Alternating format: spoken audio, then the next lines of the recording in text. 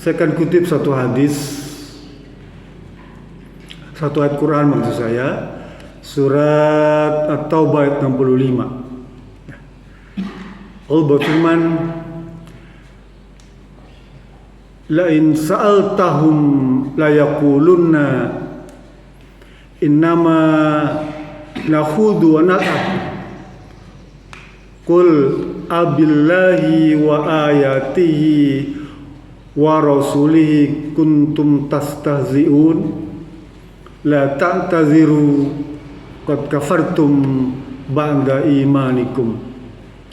Al-ayah surat At-Taubah ayat 65. Allah berfirman, kata Allah, wahai Muhammad, jika kamu tanyakan kepada mereka-mereka itu yang telah menghina Allah, ayat Quran, dan nabinya, yang telah mengejek, merendah-rendahkan, mengolok-olok Allah, ayat Quran, dan para nabinya, kalau engkau tanyakan kepada mereka, pasti mereka berkata, sesungguhnya ya Rasulullah, saya cuma bercanda, main-main ngomong menghina Nabi, menghina ayat Quran itu cuma bercanda ya. Pasti mereka ngomong gitu. Cuma bercanda saya menghina Al-Quran itu. Saya bercanda mengolok-olok Al-Quran itu. Ya. Saya main-main aja kok ya Rasulullah. Allah sudah ceritakan ini Pak. Ya. Lalu kata Allah, ya Muhammad, katakanlah, abillahi wa ayatihi wa rasulih kuntum tastahzi'un. Apakah engkau menghina Allah, menghina ayat Quran itu kamu anggap sebagai bercanda, candaan, main-main, heureuy? Ya Muhammad, la ta'taziru, jangan kau terima permohonan maafnya. Qad kafartum ba'da imanikum, karena mereka sebenarnya telah menjadi kafir setelah beriman. Hadirin rahmatullah SWT, kita mengaku sebagai orang yang beriman, ya, baik diucapkan, ya, dalam hati, ya, kemudian dibuktikan amalan.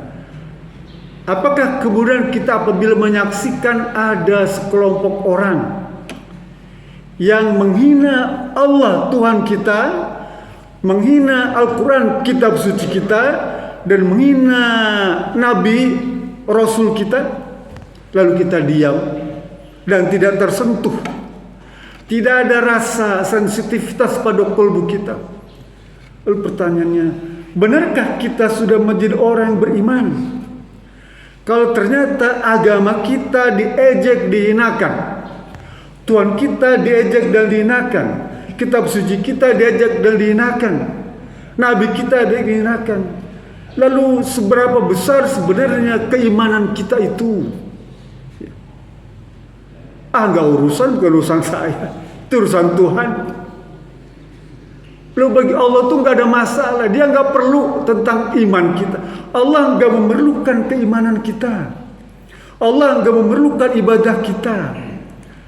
Allah nggak peduli engkau mau jadi kafir, mau beriman, mau syirik, ya, mau jadi preman, mau jadi pejabat, nggak urusan Allah.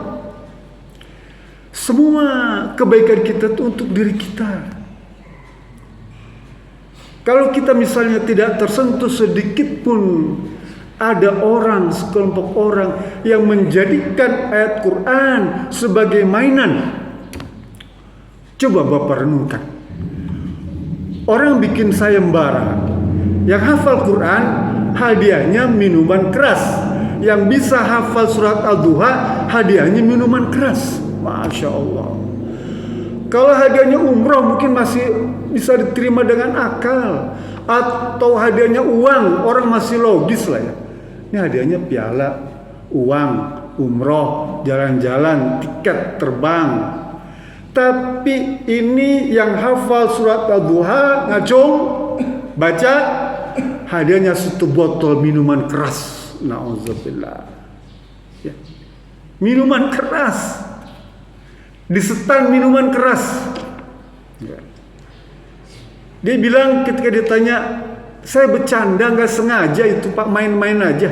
Itu jawaban itu sama seperti Allah ceritakan dalam Quran. Saya cuma main-main bercanda ini kok. Ya. Allah sudah ngasih tahu itu. Ya Muhammad, jangan kau terima permohonan maafnya. Ya. Karena mereka sebenarnya sudah menjadi orang kafir. Coba. Kekafiran itu diukur dengan melecehkan agama Islam, melecehkan Al-Quran, melecehkan hadis, melecehkan Rasul. Kita dilecehkan itu, diam saja, nggak ada tersentuh kalbu kita. Ya. Itu menjadi ukuran keimanan kita. Benarkah mereka itu menjadikan itu sebagai permainan atau tidak sengaja? Tidak, Pak. Mereka dalam rangka promosi minuman keras, mereka mencari cara supaya viral, segera terkenal, produk baru di tengah persaingan global yang ketat. Begitu banyak minuman keras, tentu mereka harus mencari cara. Dulu ada kata ulama, kalau kalian pengen terkenal, kencingi Ka'bah, pasti terkenal.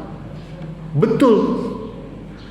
Hari ini terbukti orang untuk mempopulerkan sesuatu produk, jualan, bisnis, bahkan minuman keras, mereka gunakan simbol-simbol agama Islam, merendahkan simbol agama Islam, dan langsung terkenal dalam hitungan detik, populer, terkenal nama minuman keras. Dan umat Islam, ya, kebanyakan diam saja. Pada malam itu pun di pesta musik itu gak ada satupun umat Islam yang protes, ya, gak ada. Baru setelah viral, ada beberapa kelompok ormas menyuarakan, mengkritik lembaga-lembaga Islam yang diam saja. Baru sekarang mulai ramai. Hadirin rahmatullah subhanahu wa ta'ala, kita perlu, Pak, ada sensitivitas terhadap agama kita, terutama simbol-simbol agama kita ini. Kita memang sering dihinakan sebagai umat yang terbelakang, tidak apa-apa. Tapi janganlah kemudian simbol-simbol agama itu dijadikan bahan lecehan, bahan hinaan. Karena di sanalah letak kemuliaan kita. Seberapa besar kita membela agama ini, ya, setinggi itulah kemuliaan yang Allah berikan kepada kita. Kalau kita tidak ada sensitivitas, maka artinya apa? Kita sebenarnya menjadi orang yang dihinakan, tidak diperhitungkan, ya, oleh orang lain, dan sangat disayangkan. Saya teruskan. Jadi Rasul pernah dalam surat Al-Furqan, Allah juga berfirman, ya, ucapan Nabi Muhammad SAW, wa qala Rasulu ya Rabbi inna qaumi, ya, ittakhadhu hadzal Qur'an mahjura. Rasul mengadu pada Allah, ya Rabbi, sesungguhnya kaumku itu telah merendahkan Al-Quran, ya Rabbi. Nabi mengadu pada Allah tentang umatnya kita nih merendahkan Al-Quran. Dengan apa? Dengan tidak peduli. Al-Quran dikencingin itu, ya, kita juga nggak begitu peduli tuh. Tadi di media sosial banyak tuh. Al-Quran dikencingin, ya, simbol agama. Tapi kita kadang-kadang marah kalau ada orang maling ayam, ya, digebukin sampai mati tuh. Orang ngencingin Al-Quran, ya, atau orang menukar surat Ad-Duha dengan minuman keras, mungkin sama itu kadarnya. Surat Ad-Duha ditukar dengan minuman keras, sama dengan Al-Quran dikencingin. Najis dalam kategori ada yang haram ada tidak. Tapi minuman keras sudah jelas haraman, jauh lebih berat ketimbang daripada najis. Saudara, oleh karena itu saya mengajak kepada kita semua ya, agar memberikan perhatian kepada Al-Quran. Alhamdulillah di masjid kita di Muhajirin ya, insya Allah Sabtu besok ini, Ahad besok kita ada khataman Quran ya, khatam Quran. Kalau ada waktu boleh hadir. Kenapa? Karena kata Malik bin Dinar, isyhadu khatmil Quran. Hadirilah oleh kalian orang yang menghatamkan Quran. Disuruh ya. Kita kadang-kadang ada orang ceramah di masjid sana, datang ustadznya terkenal ya, hebat ustadznya dia datang, undang tuh flyer di WA tuh, undangan Ustadz A, wah dari ormas ini, wah ramai itu kan hadir sana. Padahal masih kalah hebat dibandingkan kita hadir pada acara khataman Quran. Kenapa? Rasul bilang fihi rahmatun.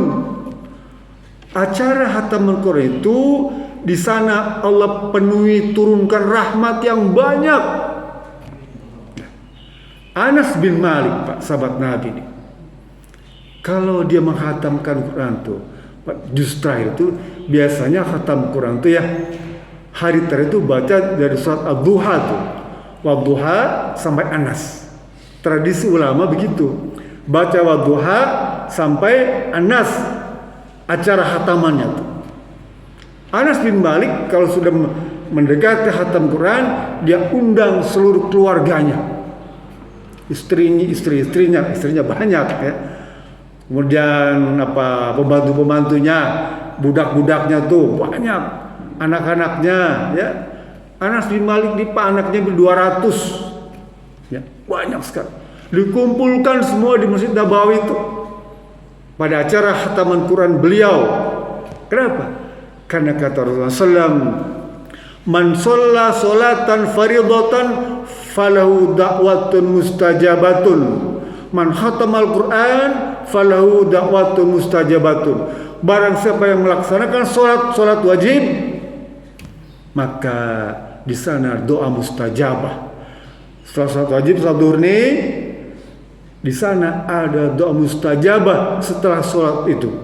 Dan setelah khatam Quran, di sana ada doa mustajabah. Maksudnya apa? Jadi kalau khataman Quran itu doa kita mustajabah. Kenapa nggak memanfaatkan itu untuk berdoa? Yang doa kita pasti dikabulkan oleh Allah Subhanahu Wa Taala pada saat khatam Quran. Belum lagi huruf-huruf yang menghatamkannya ada 340.742 huruf Al-Quran. Belum termasuk alif hamzah yang double. Imam Syafi'i menambahkan 1,3 juta. Bayangkan Pak, kalau kita khatam Quran, berapa banyak ganjar Allah berikan kepada orang menghatamkan Quran per huruf. Coba. Artinya apa?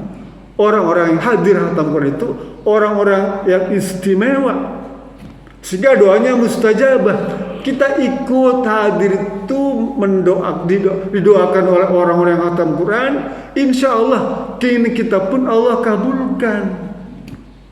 Simpel aja lah, gampang. Kalau kita kumpul dengan orang-orang kaya Pak ya, orang kaya contohnya sultan semua hadir, makan tuh, kita ngambil makan di warung tuh di restoran itu, ngambil mungkin steak lah harganya mahal sedikit, kita mesti dibayarin sama orang-orang itu. Karena kita diajak dibayarin. Orang kaya nggak mungkin kita bayar, pasti dibayar orang kaya. Lah orang yang khatamkan Quran orang-orang kaya sebetulnya. Kalau kita datang ya, pasti kita didoakan juga ya, kedua orang kaya. Saudara, saya mengajak pada diri saya, kita semua, agar tradisi khataman Quran ini ya, menjadi sunnah. Nabi Muhammad itu setiap tahun 1 kali khatam, kecuali di usia tuanya 2 kali khatam setiap tahun. Kita di Muadzin baru sekali khatam setahun ya. Mudah-mudahan kalau nanti Januari khatam itu bisa 2 kali, 1 Januari, 1 Desember. Nah, setahun 2 kali gitu ya. Insya Allah nanti kan ketemu tuh. Atau Desember, Januari khatam, nanti Desember khatam lagi. Itu setahun 2 kali.